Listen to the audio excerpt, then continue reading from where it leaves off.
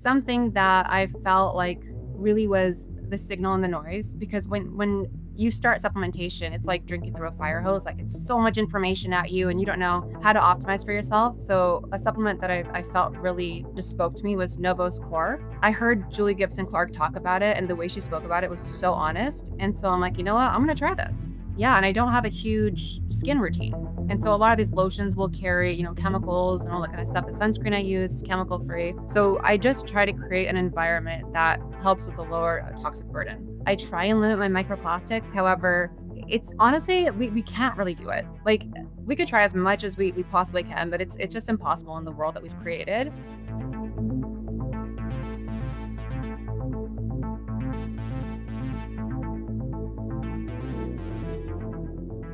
Annie, welcome to the show. You have a Dunedin Pace, the latest one of 0.48, and that puts you to the second place on the Rejuvenation Olympics, right after Bryan Johnson. In fact, he's sorry, no, I was just reading Bryan's Yeah. best pace, not yours. Yours is 0.46. Yes. So if we would go by best pace, then you would get ahead of him.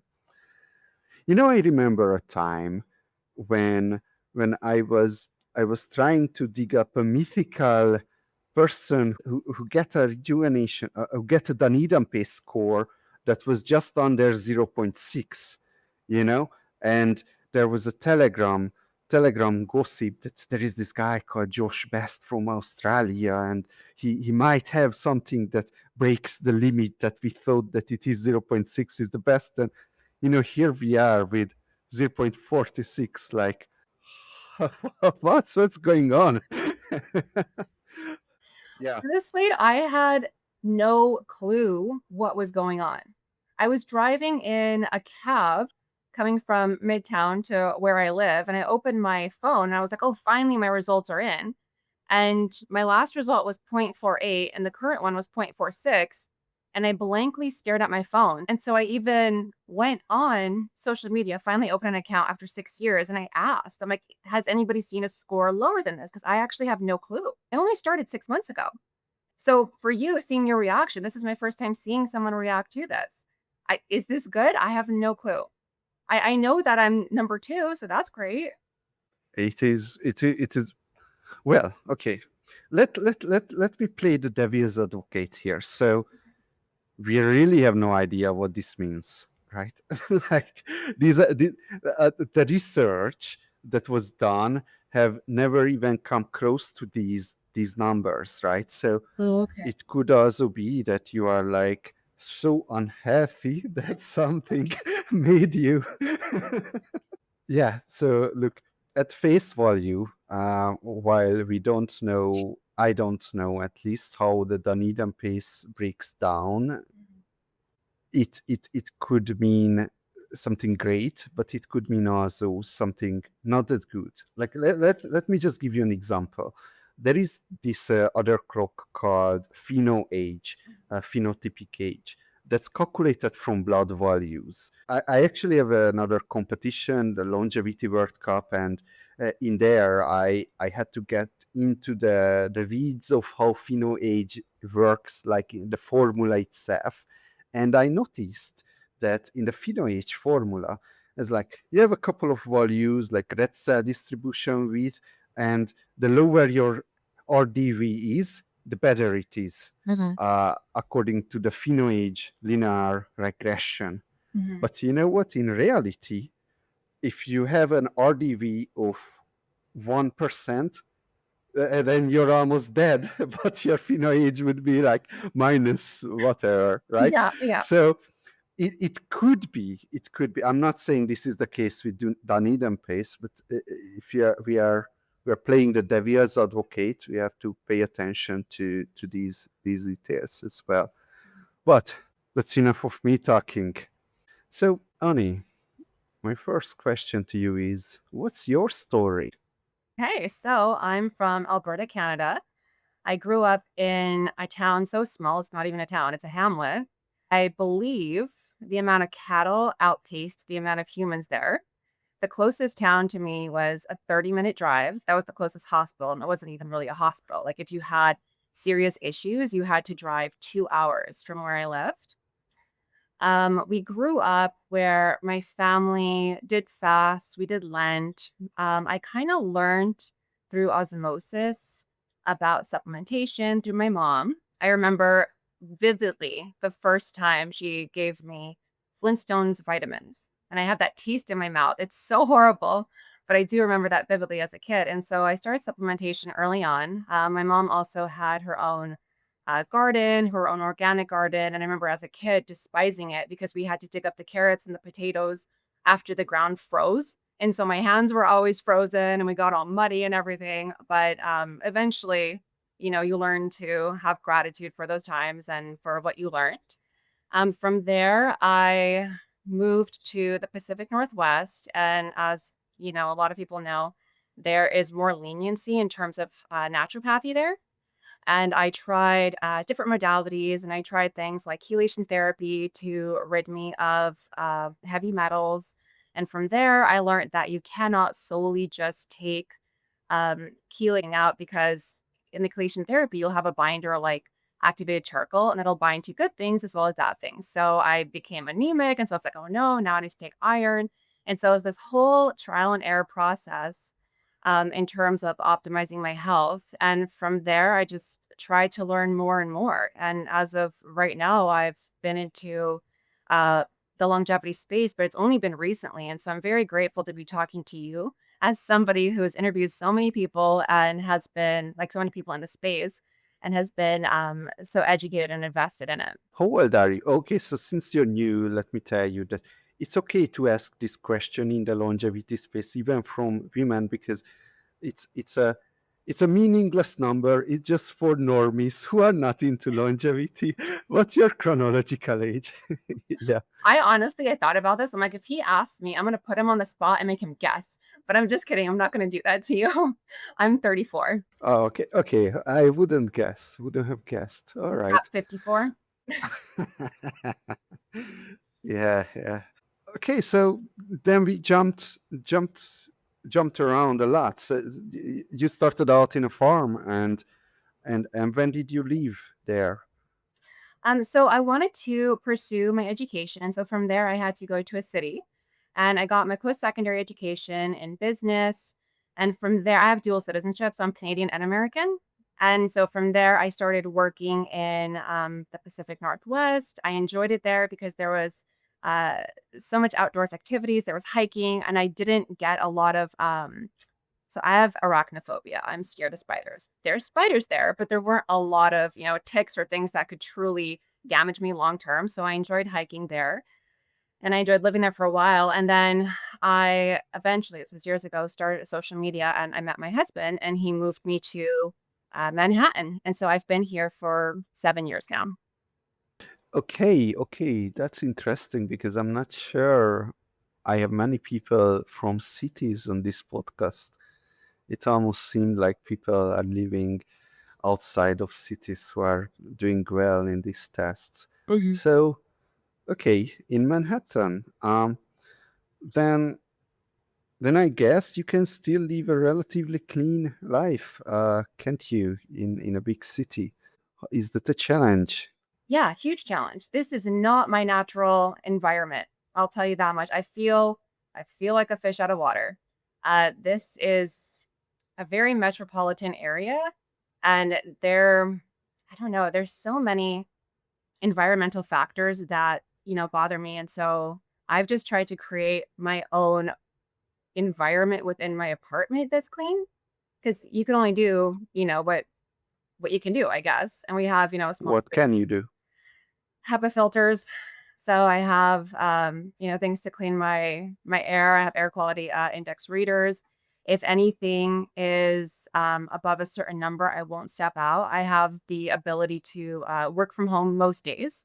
I'm in real estate, so if I have any projects that I have to drive to, usually I try to do it before the sun comes out, or I'll go into the building and stay away from the sun. Yeah, then I'll try and eat healthy as best as I possibly can. During the summer now, we have these Sunday markets where I'll get organic food from there.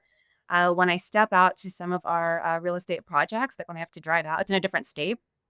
I'll try and get groceries there, and then I also just study and try and optimize my supplementation protocol here. And I also try to hit the gym only 3 times a week because then I'm in an environment where there's a lot of other individuals and it's really jam packed. And I get really concerned about like workout classes where you might get sick, and I don't want to affect my health that way. And so I'll try and work out in my own room. Okay, yeah, I'm going to ask you about the protocols later. But for now, tell me, how did you get into the Rejuvenation Olympics? Where did you even learn about it? Or you have like a group of people you're doing it together with? No, I was listening to I think the first person I listened to in terms of the longevity movement was David Sinclair, and I became interested, and I was like, oh, okay, so let's try these things out. He was talking about I think it was resveratrol at the time, and I believe that's been debunked, but I became interested in the movement at that time, and from there, I learned about NOVOS, and I saw that they were doing testing with methylation via True Diagnostics, and then from there, I learned about Bryan Johnson and his Rejuvenation Olympics. And so I started testing through True Diagnostics just to see what my baseline was at the time. My first baseline was 0.69. That was about 2 years ago. And I've just tried to optimize ever since. And what's your impression about longevity as an emerging sport? So did you even, what have you done so far? You created an Instagram account. Have you talked to other people, or you're just completely separated in an island so far? So far, I'm completely separated in an island. Absolutely. That's the reason I even started any social media. I wanted to speak to other individuals with similar interests to see if there was any way I could optimize my pace of aging any further and just to see what my numbers even mean. I haven't been able to speak about my stack to anybody, my protocol. There have been people like, because I have like barely any followers. I just started asking what my protocol is, but I'm like, no, no, no. I need to optimize mine. You know what I mean? Mine's not even perfect yet. So I am trying to, I guess, foster a tiny community if I can. What is your social media handle? At Annie Nosh. The people you surround yourself with is very impactful on what kind of health outcomes you are going to receive. So, who's your tribe? What are the people that in daily contact with you? Literally my spouse, and that's it. I New York is one of those places where you are, it's the most typical thing, but you're surrounded by people, but you're just alone. And I didn't understand that before coming here. But the reason being is as soon as you meet somebody, so as soon as you build a friendship, and every other month I'll build a friendship, they move. It's this fleeting friendship where people come in, they want to experience the city, but they don't want to stay here long term, and then they move. However, I'm in a position where I have to stay here, unfortunately, until I guess until we retire. All right, all right. Well, yeah, I did something similar in the past where I was traveling around the world, mostly in Asia, and you know, I always met new people. I never was with the same people all the time with the same friends. Mhm. But it's an interesting life for sure. It's an interesting life. The No, tell me about your day. So I wake up, our room has complete blackout shades, so we literally cannot see anything. And then I immediately, first thing is look at my aura, try and see my sleep score to see if there's anything I should be changing, to see if potentially my diet, affected my sleep the night before, check my heart rate, and see also if I have any metrics showing that I might be ill or whatever, because that will also tell me how to supplement for the day. And then I don't use an alarm clock. Usually, and this is probably why I don't use an alarm clock. Usually, I have my um, cat. I have a huge cat bust through the door, and I mean we have 12-foot high ceilings, right? So our doors have to match this huge height. They are hard to open. He will somehow bust through because he's so desperate to come in and massage my pillow. That's how I wake up. from there, I wake up, I feed him, I feed, his brother. We have 2 cats. Feed his brother, and then I will immediately supplement.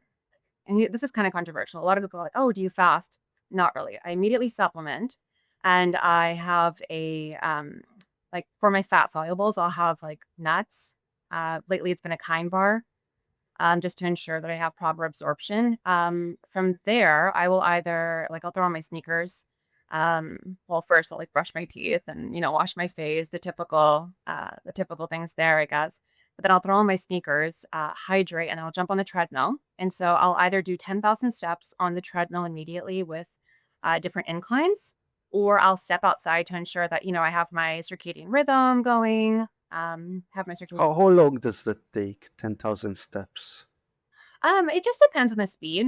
So, if I want to go into like a zone 2 or zone 3, it's less, but at times it'll be like if I'm taking it easy, I'll take phone calls and stuff while I'm walking and it'll be maybe 2 hours, sometimes an hour and a half. Yeah, that's a lot. It's It every day. is. I know, but I don't know what it is. It's like I think it's ever since pandemic when we were locked in, it's something I got used to. And so I'm like, I just need to get that done and out of the way. So yeah, it is a lot. But I do work while I'm on there and just, multitask. Okay, so you're doing it. Yeah, you'll continue later, but you're doing a lot of this, and how's that? That should be affecting your HRV and heart rate variability on the aura. So how's that You know for what? you? It is shocking. I have a high heart rate. Like, and I eat clean. I have a Like high heart resting rate. heart rate, Yeah, I have a high resting heart rate. It's 60, sometimes 64. And the that's lowest one. sorry, what was That's the lowest one yes. throughout your night. Yeah. Uh-huh. And it's the strangest thing. And it might be, I don't know, maybe I have high LDL cholesterol and I've had it like forever. I could do anything and it will not go away. It's just in a higher range. And so it might be because of that. I'm not sure.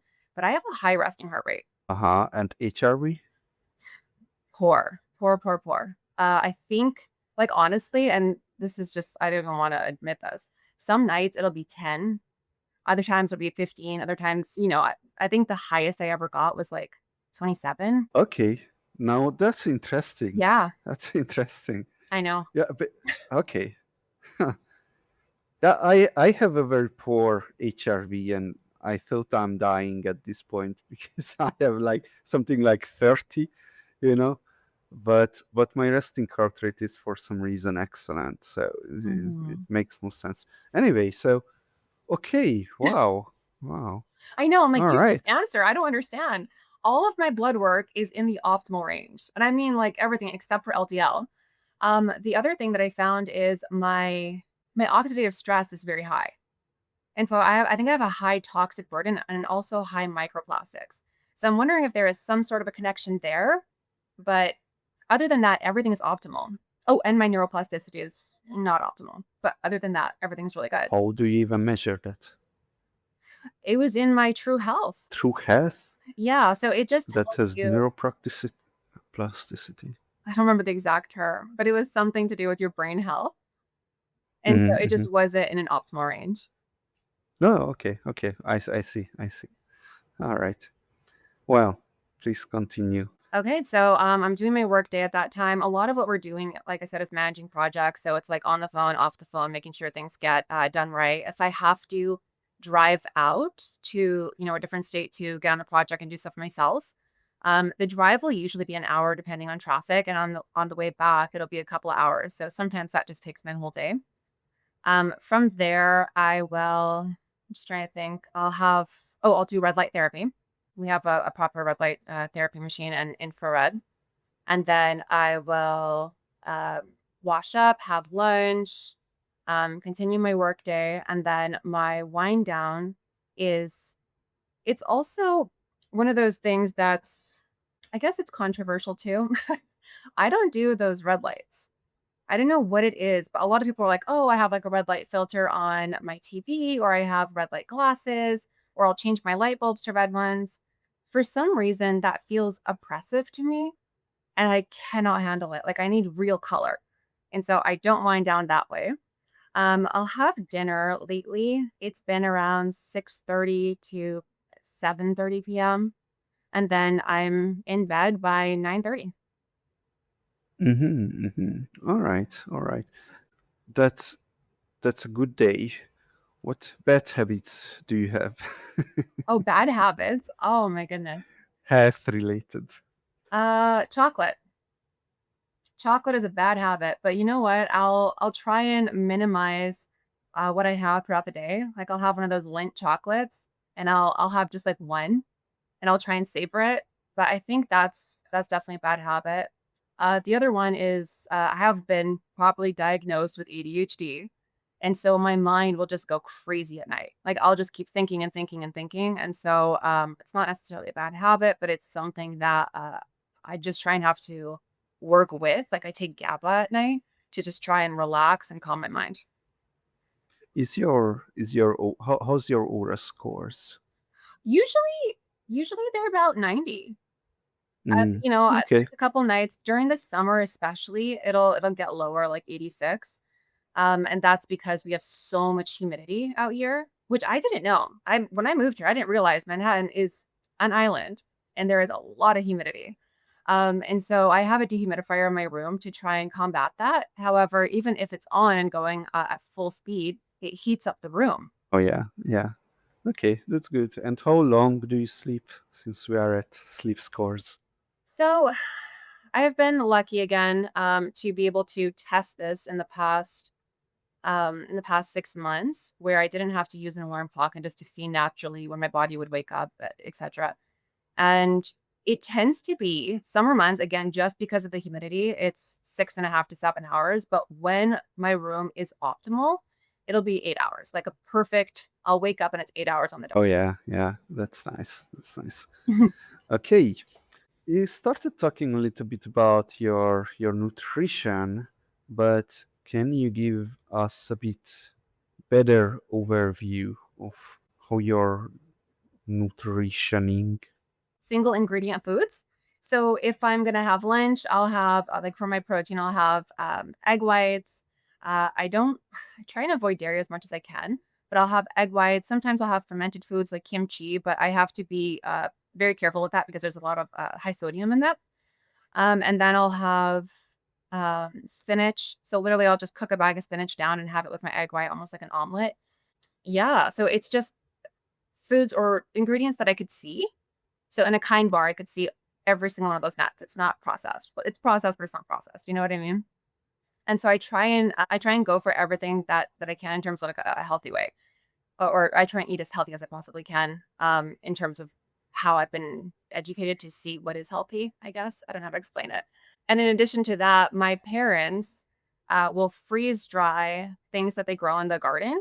And so my mom has actually freeze dried asparagus recently and sent me like 7 bags of freeze dried asparagus. And so, I'll snack on that or fruits, vegetables. Honestly, anything that I could grab that's a single ingredient food is usually what I opt for. Everyone knows what's healthy. The challenge is to actually eat that way. Uh, Yeah. so you said single ingredients. Why? What's the point there? I'm not sure I get that one. So if it's not single ingredient, it kind of just muddies the waters for me. So if I'm going to, let's say, make my own hamburger patties, I put these ingredients that I know. So I'll put mushrooms, I'll cook mushrooms in with onions, and then I'll mince it down, and then I will put, garlic in there. They're all single ingredients that I understand. And then I'll put it in, a 100%, meat patty, and then I'll cook it up like that. So that's my version of processing foods. Oh, I see. Yeah. Okay. I didn't know you can make your own meat patty. Oh, That's yeah. good. I have make meatballs and I'll make hamburger patties and I'll do that, but I try and do it in a way where Okay, how do you do that? that's How how do you so tell me? I wanna make one. so basically what you do is you cut up mushrooms, you cut up onions. It doesn't have to be any specific size or anything. I can do that. Exactly. And then you'll cut up garlic, basically any vegetables that you're gonna want to eat and any nutrients that you're gonna want to have. You cook it all up into this, this little pot, and then you mince it. So you cut it as fine as you possibly can, and then you take your raw meat after you season it, and then you mix it all together in a patty like this, and you'll pour a little bit of egg white and a little bit of bread for a binder, and then you'll cook that up. And so you're eating the majority of it. What I try to do is vegetables with a little bit of meat to have the flavor of it. All right, all right. So why little bit of meat? I Why try, not a lot? I don't know. Honestly, I've just gravitated towards a green diet. I've tried to avoid it as much as I possibly can. I don't eat meat every night. This is kind of like a special occasion thing. Yeah, I've just naturally tried to avoid it. And I believe there's been studies recently that have shown that red meats have released something or have an ingredient or something that speeds the rate of aging. But don't quote me on that. I know what you're talking Okay, about. okay, Yeah. good. That kind of my impression as well, that most of the people here who are coming here are not big meat eaters. No, everyone, not a single big meat eater came to this show from the Rejuvenation Olympics or Longevity World Cup side, right? But on that study, I also saw some some rebuttal of it. So I'm not exactly sure I believe that. But then again, like probably it has something to do. If you eat a lot of vegetables, then you're going to be healthy. Like that kind of makes sense. Did I? Yeah, I just stopped you there. So please tell me more about your nutrition or what you missed. Yeah, so that's on special occasions, and it's also because, I live in a house with somebody else who enjoys, I guess more of a carnivore diet than I would, and so I'm not gonna sit here and push, what I'm gonna eat on him. I would never ever do that. It's, you know Oh, well, what's his space of aging? that's so funny you asked. He actually just got, his result back, and this is baseline. He's not optimized anything, he doesn't take supplements. He's 0.64. All right, so meat is back. Meat is back. Yeah. Yeah, I guess so, right? So, no, as of recently, he's tried to, slow down how much meat he's eating, but, like, up his protein intake, and so we're kinda trying to find, like, a balance there, but I think he's gonna try and optimize for a slower pace of aging and retest, but the issue with him is a lot of what is, anti-aging has or produces angiogenesis, and he has rosacea. Is that like if you have low platelet count, does it have anything to do with that? I'm not sure. I think it has a lot to do with vasodilation. Then I might be shooting to the wrong end. So why I'm even talking about this is because I'm starting to have over time a lower and lower platelet count, and Oh. I'm starting to be worried about that. And I just started reading that, oh, it's because many supplements are causing that. Yeah, I just there is this allergy season is coming up, and there is I just started taking 5 more supplements for allergies to handle them. Oh. And when I started doing that, I was starting to read about it. Hey, it's actually making things worse in the non-allergy front. And I'm like, okay, I think I'm overdoing this a little bit. Yeah. Yeah. Or not. Who knows? I don't even know what platelet count is. Well, So, what if it's trial and error, right? So, unfortunately, it's like the longevity space is kind of like the Wild West now. There hasn't been a lot of, I guess there has been resources put towards it, but only in the last decade. And so it's one of these things where we're kind of left to try for ourselves. And also, all of our bodies are very unique. And so you're probably in that process of trial and error. But the best thing to do, and that I've done anyway, is, get my blood drawn, get my whole panel done, right? Because now I'm concerned for you. You got to look at your platelet count. that's okay. That's okay. It's still in the optimal range, so Okay, don't worry good. about that. Well, I actually just to say that people like you have everything optimal except HDL, right? I have a bunch of things those are not optimal, so my platelet count is the last of my worry, right? Oh, no. It's I was 125 kilogram 1 year ago. Now I am 110, but that's still a lot, right? And I was smoking for 10 years, and most of the people in the world are like have at least one, but more of a multiple very bad habits to their health. So most of the people have are not in the optimal ranges, right? Yeah. Even me, who is trying to do something, Well, I I'm mean, still not. that's a huge move though. Did you optimize your diet? How did you go down in weight? That's huge. Oh, I'm not sure. I've always been going up and down, Mhm. but right now I went down so much that I think it's like something like a 10-year record or something like that, right? So I don't remember yo-yoing down this much ever. Wow. So that's good, and I'm going to continue it. Well, look, I think it's not much of a secret here that I created a YouTube channel, and this YouTube channel is like an accountability for me. So that helps. Unfortunately, I cannot give advice to other people because create YouTube channel, put your entire life and career on it, and then you can finally lose weight. Ah, Wait, no, I don't know. I think this is amazing. It's one of those things where people don't, I don't know what it is. There's some bodies that literally hold on to weight no matter what you do. Like I was at one point, and I'm not even kidding, this is horrible, but I was eating only 700 calories a day and I was still not losing weight. And so it's one of those things where it's like you really just have to analyze yourself and optimize for it. And so the fact that you did is great, but then now I'm wondering if you've lost that but you don't know how, and your platelet count is off. Are you okay? Or is your health okay? Because I'm like, I hope you're okay. yeah, actually, my HRV started to go up. Like Okay. it haven't happened for many years. I thought it was unmovable, right? Yeah. And then the past couple of weeks, I was like, "Holy shit!" I saw something like what 70. It's like from 30, right? So something like 70 is the best last week. Wow. No, that's So, what I have to optimize to do. That's my next goal.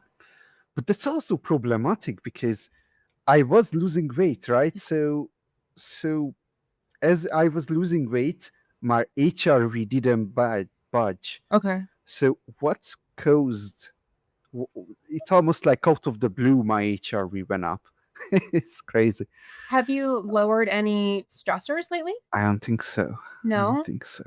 No. Is it the time of year, Yeah. perhaps? For me, during allergy season, I can't sleep, or with the humidity, I can't sleep. How is it like environmentally for you? Well, it was in between allergy seasons. The allergies just coming up. Okay.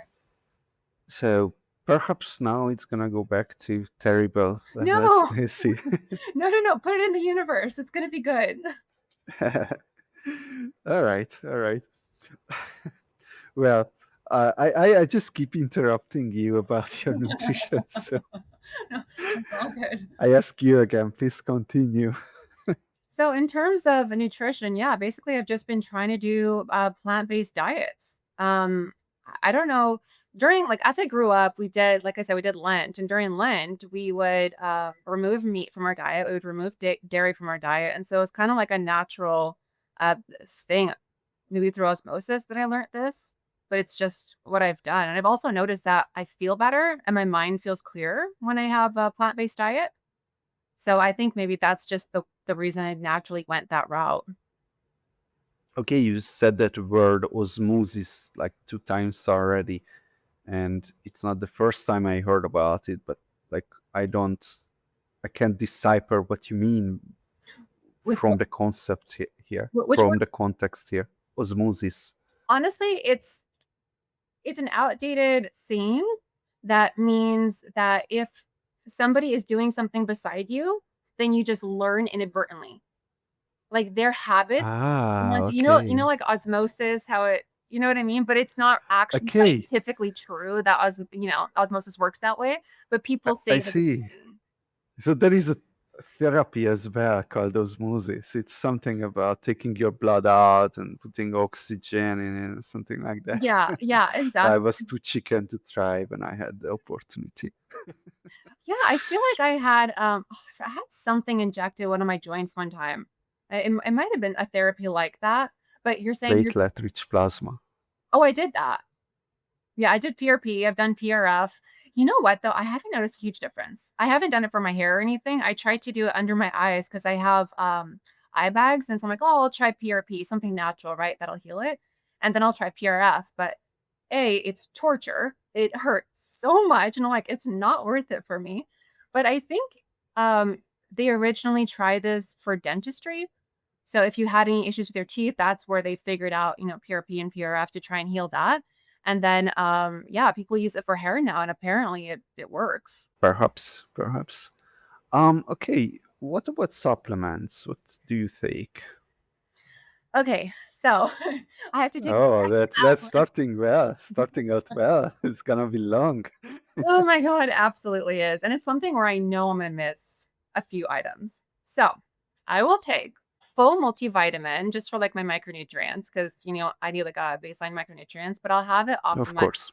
Yeah, right, and so I have it optimized, for women, meaning it has iron in there because women have more of a tendency to become anemic, and then I'll have, CoQ10, omega-3s, I'll have and I'll usually have that with they're fat soluble, so I'll have it with a bar to ensure that, it absorbs.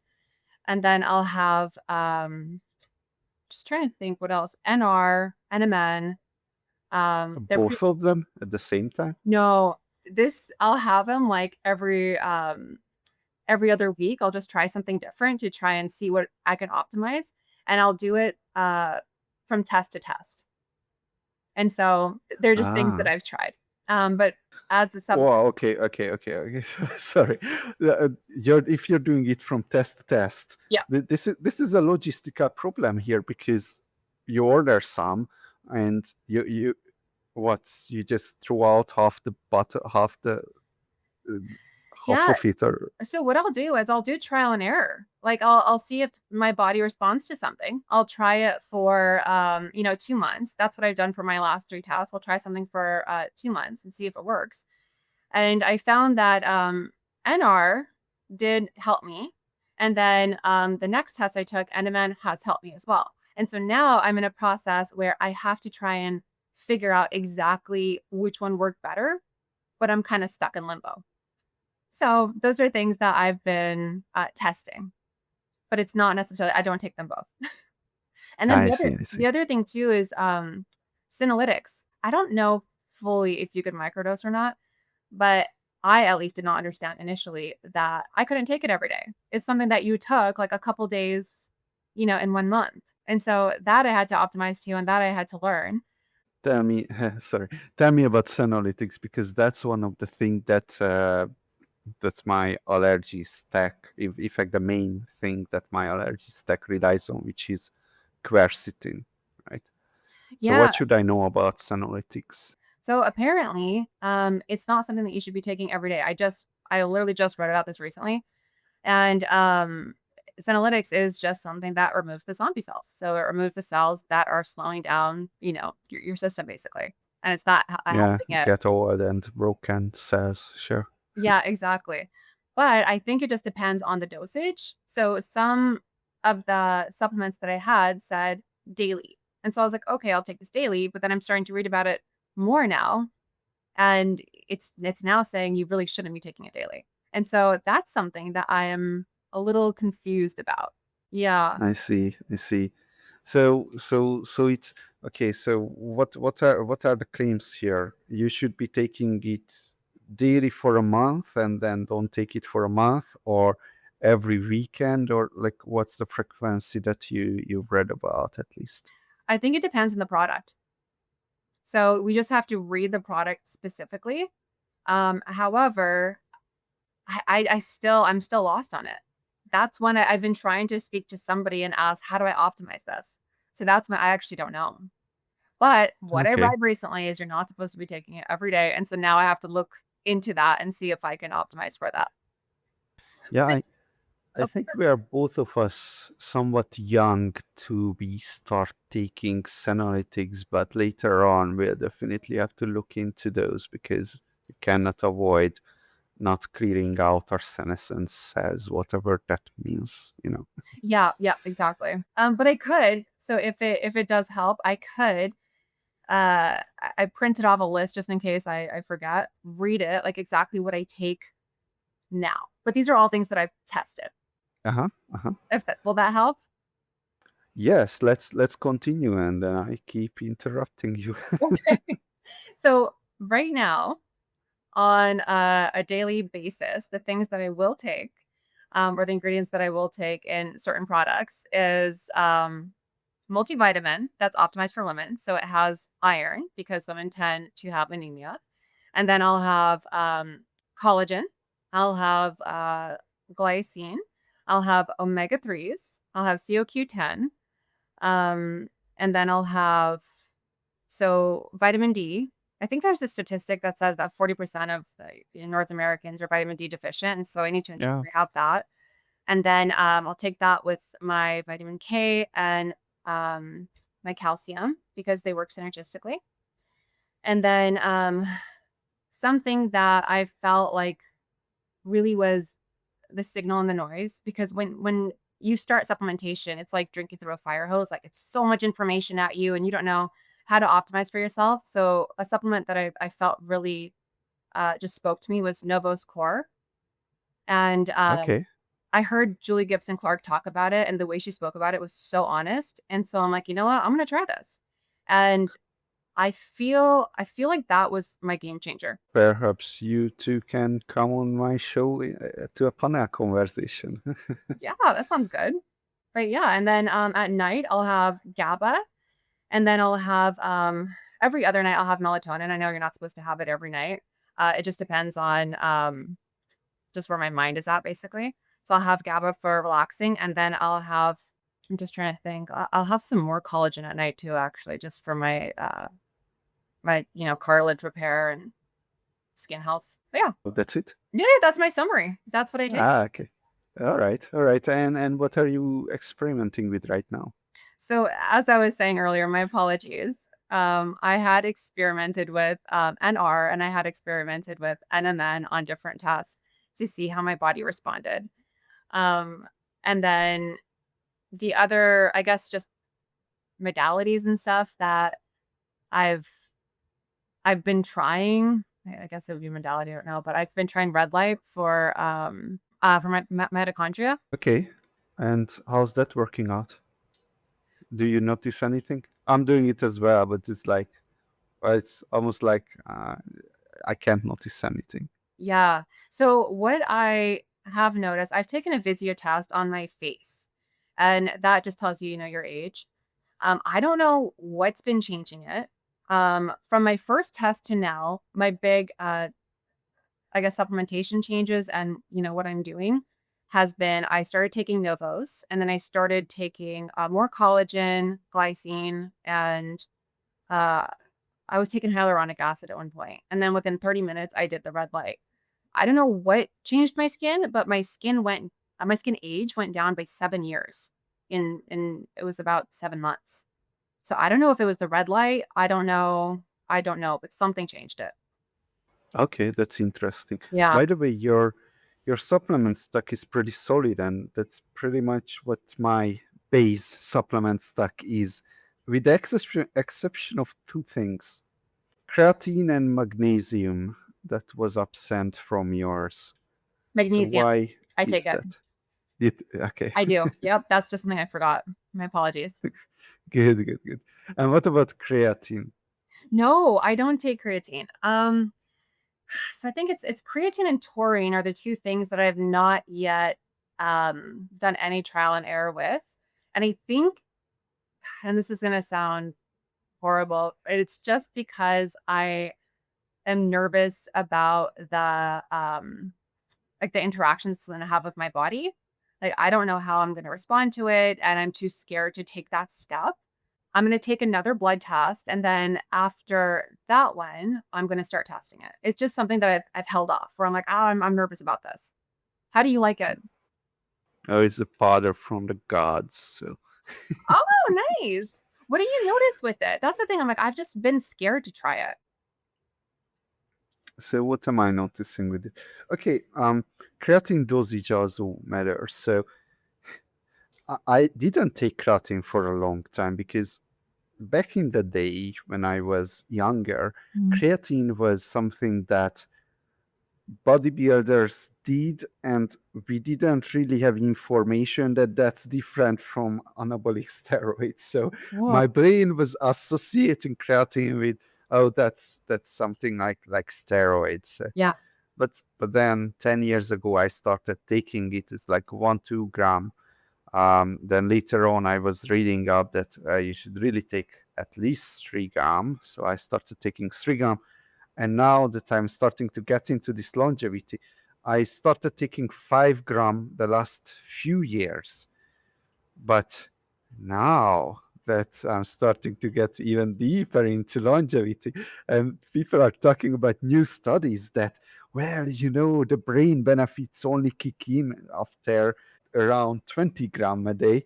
And I'm like, holy shit, okay, so now I'm around 10 gram, right? Okay, but what do you notice?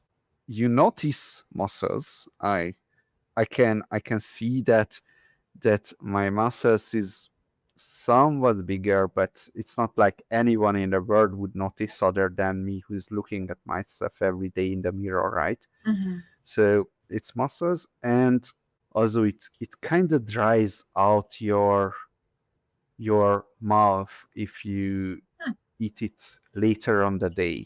Okay. So that's something I noticed. Oh yeah, and the funniest thing, but very practical, is that I have to stop taking creatine like 3 to 4 days before I get on a flight, a long international flight, because otherwise, when I go to travel, I don't take anything, not creatine, not any supplement. So that's my washout period. But the creatine is keeps coming out of your body in the form of peeing, right? So Yeah. Yeah. if you go to pee every time on the plane, that's not going to end. Yeah, but then again, like that's probably the most researched supplement in the entire world, right? And we still don't know how much to take. So what does that tell us about science?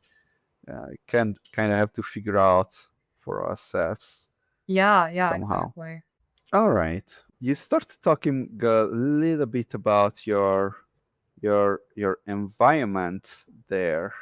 I don't know. Is there any other things that you're doing? Of course, you keep your air as pure as you can, but I don't know, something like circadian lightning, or or what environmental hacks can you do that other people don't usually do? Do you do something?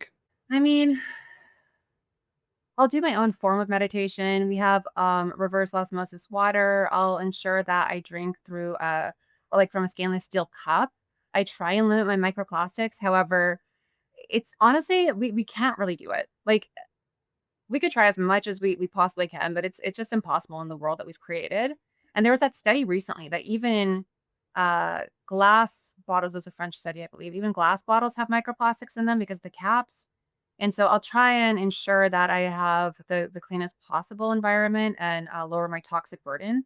I don't use a lot of products. So in terms of, makeup or hair products and stuff, I don't use hairspray. I don't very, very, very occasionally I'll use like dry shampoo. And then the products that I use to wash my hair are, free from all the toxins I could possibly get. And yeah, and I don't have a huge skin routine. And so a lot of these lotions will carry, chemicals and all that kind of stuff. The sunscreen I use is chemical free. So I just try to create an environment that helps with the lower toxic burden. Another use of the word osmosis right there. Okay. Wow, that was water though. Yeah, yeah. Okay, so you don't have a huge skin routine, but your skin looks pretty good. So you have some skin routine, and I assume that's going to be the basics, which might even be useful for me to know. What skin routine do you have? I wash this is oh my god, it's gonna be so embarrassing, but I wash my face with whatever face wash my husband doesn't like. So he'll buy it. If he doesn't like it, I'm like, yeah, I'll take it. And that's it. And then I'll use like a BB cream for the day stuff. And what that is just like a tinted sunscreen. And then I'll do a couple lasers throughout the year. So an IPL.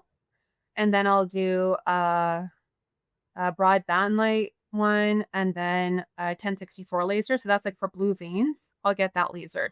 Oh, I don't know what those lasers are. Okay. So it's just like a laser that helps with some of my rosacea. So some of my red spots. And then some lasers that will help with some of my blue veins. I have a lot of veins that pop out. And then yeah. So that's it. I don't do any skincare products, I don't do lotions, nothing like that. So, from a technical point of view, how the laser is different? Do you know how is it different from red light, infrared light therapy? I think it's a more intense targeted modality. So let's say you have, and I think red light feeds mitochondria, whereas this is actually addressing like certain issues. So for rosacea, the IPL will target the redness and it'll kind of cauterize those blood vessels and it won't come back. Okay, okay, all right. Well, sleep. We talked about sleep, didn't we? Yes, but okay. Do you want to tell anything else about your sleep routine? It feels like you didn't tell us that much because you sleep very well, but then you see, oh, I have ADHD and I'm not really sleeping well, but my ORA scores are to the roof. So tell me about your sleep routine. So nothing else is in my bedroom. I don't have a TV in my bedroom. I don't have a laptop in my bedroom. It's where I go to sleep. It's where I go to have my clothes. It's a designated space. We have blackout shades. I have an air purifier in there. I have a dehumidifier. I'll have a humidifier during the winter, so I try and optimize, the air quality. And then I have a Faraday fabric that lies under me and a Faraday fabric that lies over me. This is something I'm testing in terms of blocking EMFs. However, it's kind of like one of those things where you think about it logically and you're like, am I really blocking EMFs if I don't have a full Faraday cage? And so that's like a cage around your bed that blocks everything. Yes. And so it's just something I'm testing. But what I've noticed with it is it just makes me feel warmer. It holds heat. And so I've done that. And I've also had a topper on my bed that I've optimized in terms of actual like comfort. I basically want to be held like a baby by my bed to ensure that I don't move and I sleep on my back so I don't wrinkle. All right. All right. Some interesting things. Faraday, sleeping in a Faraday cage. I never heard it put this way. Uh, okay, so EMF, electromagnetic field. What's that supposed to do? From what I understand, it's supposed to help you sleep. Like if you have EMFs, it might make your body feel awake. It might trigger your body and make you feel awake. And so it's just something else that I'm like, okay, if I block EMFs, potentially this will work. So that's from what I understand. Mm-hmm. Okay, okay. Well, okay, all right. Then let's move on to workouts. You said you're working out 3 times a week. How long and what? So the workouts that I do are very functional. So I'll do like, typical concentric, eccentric phase, the isometric workouts like planks, where you just hold yourself steady. And it's functional because I want to ensure that I grow healthy. I'm able to pick up my extremely heavy cat. I'm able to carry the groceries without, breaking a sweat or going up the stairs without breaking a sweat. So it's basically just functional movements. And then I'll do the 10,000 steps for and then I'll, interchange speeds and incline for some aerobic activity. Um, yeah, and then I'll do, just typical bicep curls. It's also important to do weights as we get older. We may develop sarcopenia, which is like muscle loss, or we may develop osteoporosis. And so it's important to do all those things, but I don't go to an extreme to try and create uh, a superhero body. You know what I mean? Like some ideal body. I'm doing this for longevity and health purposes.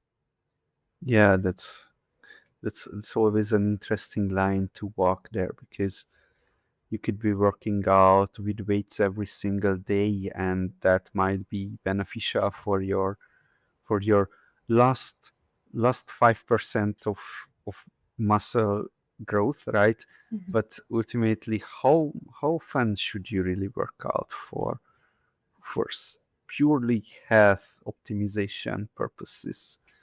And everyone has a different answer. Okay, do you do something extra that other people don't tend to do? Wow. Biohack. That's a good question. I actually don't know. I know that I've tried, so I've tried microneedling on my face and I tried healing it with half of it being an exosome cream and half of it not. And I did not notice a difference. So there's things that I try where I'm like, I'm not really noticing anything. So exosome cream in terms of healing, nothing. Things that I want to try that I've not is the hyperbaric chamber, just because it seems like it's promising. But again, it's like, how do I go in there and avoid feeling claustrophobic? You know what I mean? It's like you're in here and you're stuck for an hour. And so I'm like, oh my God, that's a lot. So that's something that I have to have like some sort of mental stamina to be in. So that's something I want to try. But I don't know if I'm doing much of anything that people are not. I feel like everything I'm doing is kind of standard. If you ever try hyperbaric chamber, take a chewing gum with you. That's gonna save Yes. your life. Yes, exactly. That's why I haven't learned how to dive. When I was 13, I was supposed to learn how to dive and I started going underwater and I'm like, I can't regulate my ears. Mm-hmm. Yeah. By the way, I don't know if I should even say this because it's just going to add you to another layer of being afraid of hyperbaric chamber. But I'm not claustrophobic at all. But when they left me in the chamber the first or second time, and they went away, and I was seeing the CO2 levels to go up right Mhm. inside the chamber, and I was chat GPTing that, is this normal? Is this normal? you know, I started to have a panic attack because I was afraid to, right, like CO2 levels can really go up in that little chamber. Yeah. But ultimately, it's probably okay. I don't know. They I left hope me so. there. You're still alive. You're here. Yeah, yeah. Uh, the thing about hyperbaric chamber is that you have to do it like kind of like a workout. So you have to keep doing it multiple times a week for a long time, and it's like, who has access to that kind of environment? Yeah. You're in Manhattan, so maybe perhaps you I do. know, but it's one of those things where I'm like, okay, is it worth it for me to step out of my house, go into that environment, walk through streets where I'm extremely stressed, right? Because you never know what's coming next in Manhattan, right? And so I'll have this high cortisol level to get into a building to then lay in this chamber and have more high cortisol and then walk back into the same thing. So I'm like, is that actually going to help or will that be detrimental to me strictly because of the cortisol? So I actually don't know. I'm like, I think so far things have been working for me, but maybe one day I'll try it. So, what do you mean by you never know what's coming up? Like, do you mean like dangerous to walk on the streets in Manhattan, or what? It's one of those things where you just have to be aware. You have to be aware of your environment because we're crossing streets. There's vehicles all the time. There's people running red lights sometimes.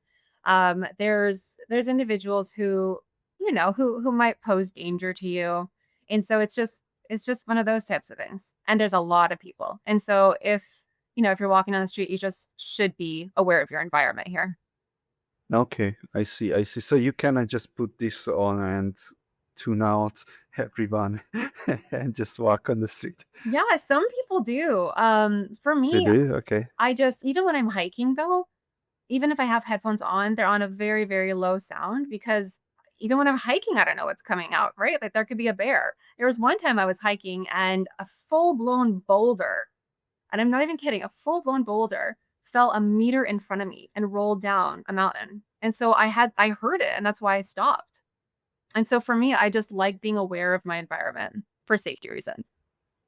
I see, I see. All right. So my last question about your routine is that everything is nice and working out, but what where do you have to focus most of your attention? What's the hardest thing for you to keep doing? I try to create an environment where I set it and forget it. So everything in my house is optimized for me to basically walk and do whatever I have to do. You know what I mean? I'm going to bump into it and I'm going to feel guilt if I don't do something. And so even with my supplements on top of my bottles, I'll have like I'll write what it is just so I could see it immediately and I'll write times 1 or times 2 and what days to take it. And so I'm trying to optimize it to where I don't dislike it. And in addition, it's good for us to do things that we don't like if it's good for us. It'll build our AMCC, our anterior mid singular cortex. That's a part of your brain where the more you do stuff that you don't like, the more you're able to handle it and enjoy it. And so I just try and push through everything. Okay, so then where could you improve? Um, Complaining. I try to do it, but I'll be honest, I'll be like, "Oh my gosh, I'm almost done. I'm almost done my 10,000 steps." And I'll sound like an old lady when I'm doing it. But I complain a little bit, but I still have to push through and say, "This is good for you. This is good for you." And it's kind of like I have to get into a mental zone of meditation some days. Other days it's completely fine, right? Because I know I'm like, okay, I have to optimize if I want to, live longer or have a better health span. So I think if I were to be honest, there are days that I'm still like internally complaining, but I'm just trying to work past that. Getting rid of complaining is one of the largest things that I've ever done in my life. In fact, in I'm Hungarian, and Hungarians are real complainers. Like they Oh, complaining about all the time, everything. yeah. Um, and then I started doing a protocol. I put on a simple bracelet, whatever. It could be even your Oura ring. Yeah. Probably not. You want to wear it on the same finger. But a simple bracelet, and I called it a no complaint bracelet. So whenever I heard myself complaining, like not just complaining in the traditional sense, but there were a couple of things like gossiping is actually complaining if you think about it. Oh. So anyway, whenever I caught myself complaining, I put the bracelet on my other hand. Oh, And my goal was to be able to hold it for 21 days on one hand. Took me 7 months. really? Oh my gosh. I don't know if I could do it. Yeah, absolutely. I'd be moving it back and forth all the time. Yeah, this was an interesting experience for sure. Oh yeah, If anyone wanna definitely. try it, I started calling it not politically correct, conquer your inner beach bracelet. So, It works. Hey, whatever works for you.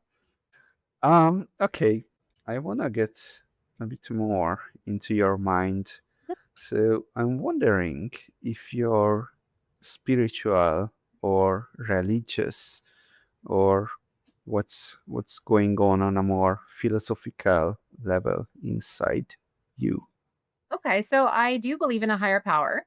In terms of longevity, there has been statistics that said that individuals that I think this was a Harvard study, um, the individuals that believed in faith and actually went to church had like a 33% longer lifespan.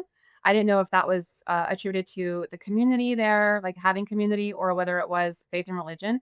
But I do know that having faith does extend your life and my assumption is because you are putting faith into the universe or into God's hands, whatever people believe in, and that just allows you to calm down and to get through life with a belief that there's something out there for you. And so I do believe there is a higher power, yes. And what is this higher power looks like? Hmm. I'm gonna say God. I will say that. That's how I was raised. Um, yeah, that's it. But whatever, God may be could be, an energy.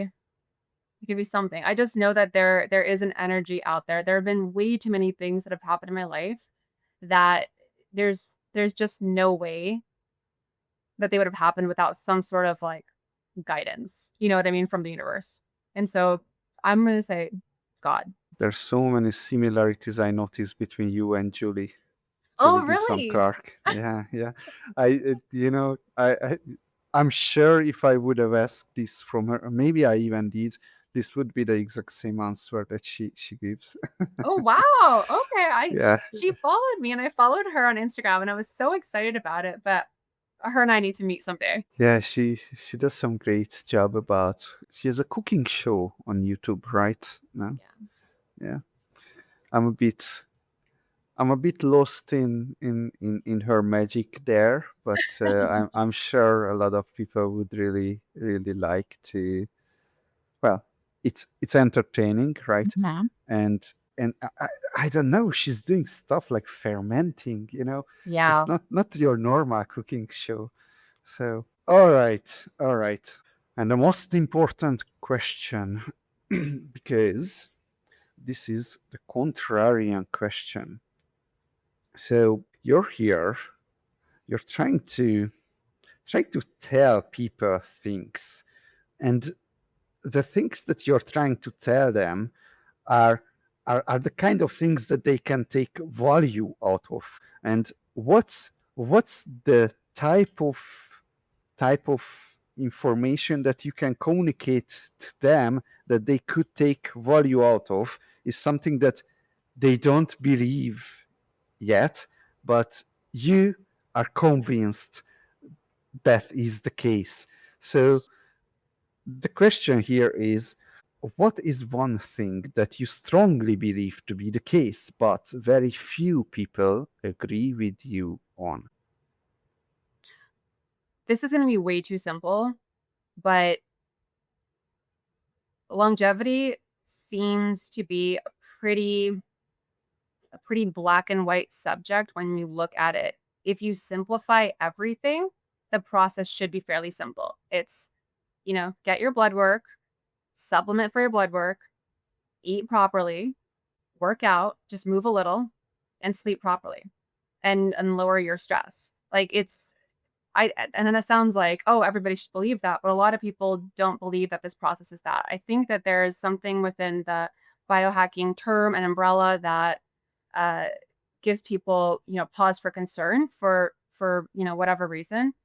But yeah, that's probably what I'd say. It's easier than you might think, is what I'm saying. Well then, Annie, this was a pleasure. Thank you very much for coming. Oh, thank you so much for having me.